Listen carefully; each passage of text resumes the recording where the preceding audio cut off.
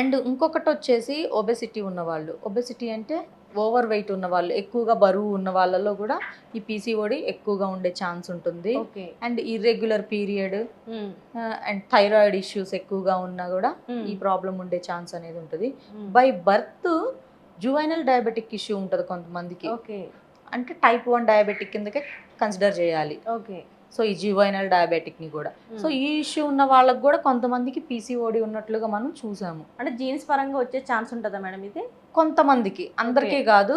ఎందుకు అనంటే ఇప్పుడు ఫర్ ఎగ్జాంపుల్ నా లైఫ్ స్టైల్ నా పిల్లలకు ఉండకపోవచ్చు, మా పేరెంట్ లైఫ్ స్టైల్ నాకు ఉండకపోవచ్చు. వాళ్ళకి పీసీఓడి ఏమీ లేదు, బట్ నాకుంది అని అంటే దాని రీజన్ ఏంటి? సో నా లైఫ్ స్టైల్ అంతా డిఫరెంట్గా ఉంది, నేను తీసుకునే ఫుడ్ డిఫరెంట్గా ఉంటుంది, నా బాడీలో మెటబాలిజిక్ సిస్టము డిఫరెంట్గా ఉంది, అండ్ డైజెషన్ ఇష్యూస్ నాకు డిఫరెంట్, అన్ని టోటలీ డిఫరెంట్గా ఉంది కాబట్టి నాకు ఉన్నింది. సో రేపు నా తరం మళ్ళీ నెక్స్ట్ జనరేషన్ ఎలా ఉంటుందో మనం చెప్పలేము. సో అది జనరేషన్ని బట్టి ఉండొచ్చు, వాళ్ళ లైఫ్ స్టైల్ని బట్టి కూడా ఈ పీసీఓడి ప్రాబ్లమ్స్ అనేవి ఉండొచ్చు.